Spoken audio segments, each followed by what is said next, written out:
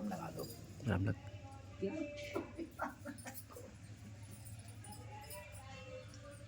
नारायण नारायण नारायण नारायण। नारायण नारायण।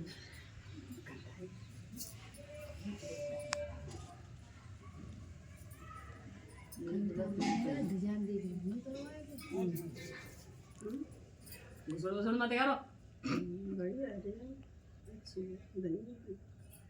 हमें सत्संग की मर्यादा में तो आना चाहिए कम से कम। चंचलपना ये ठीक नहीं है, बिल्कुल ठीक नहीं, ये समझ लीजिए। क्योंकि सत्संग और भक्ति तो एक गंभीर और एक मौन का विषय है, ना कि ये दिखाने का पाखंड का विषय है। क्यों कि ये 1.5 घंटे का हमको समय मिला है, ये केवल अपने स्वरूप में झांकने के लिए मिला है, अपने भक्ति तत्व को प्रकट करने के लिए मिला है।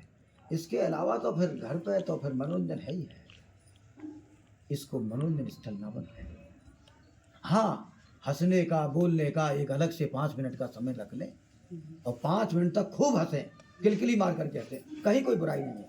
लेकिन कोई आदमी कुछ तत्व के बारे में बोलना चाह रहा है, हम उसको रिक्रिएशन में मनोरंजन में ले रहे हैं, तो मेरे हिसाब से जहाँ तक मैंने अनुभव किया है, ये सत्संग के खिलाफ है। आत्मचिंतन कर लेना। क्योंकि देखिए, अगर कोई मास्टर हो बोलने वाला तो मास्टर है, फिलहाल बोल रहा है, और जो बैठा है वो एक शिष्य के रूप में ही है, ये मान लो। जिस समय जिस सीट पर जो बैठा हुआ है वो मास्टर है।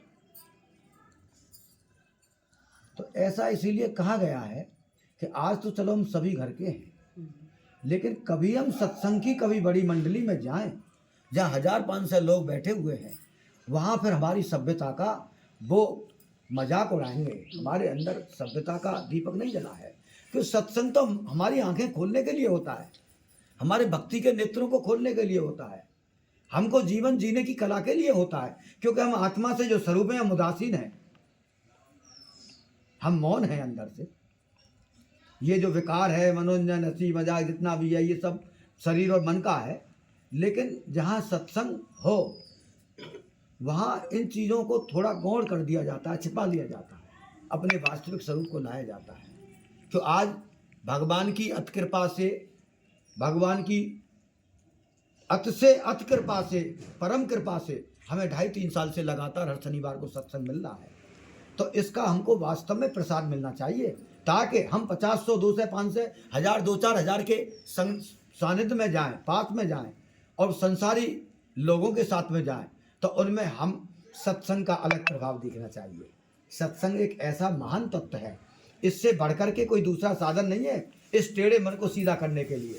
लेकिन इस पढ़ाई को पढ़िए, राम नाम की अखंड जाप में लगिए, राधा नाम कृष्ण नाम जपिए, हृदय के अंदर गंभीरता आएगी। अगर हमारे हृदय में गंभीरता नहीं आ रही, हमारे हृदय में उदासीन भाव नहीं आ रहा, हम कभी कभी एकांत में 1-2 घंटे के लिए मौन अवस्था में और एक अलग से एक अलौकिक दुनिया में नहीं रह रहे, तो कहीं ना कहीं होकर के समझ लीजिए हमारे अंदर कोई ना कोई अपराध लग रहा है, हमारे अंदर कोई ना कोई विकार प्रकट हो रहा है। क्यों? क्योंकि मानव जन्म ये देव दुर्लभ है और इसकी केवल मूल्य है भगवान के चरणों का अनुराग हृदय में प्रकट हो जाना और अपने निज स्वरूप को जान लेना।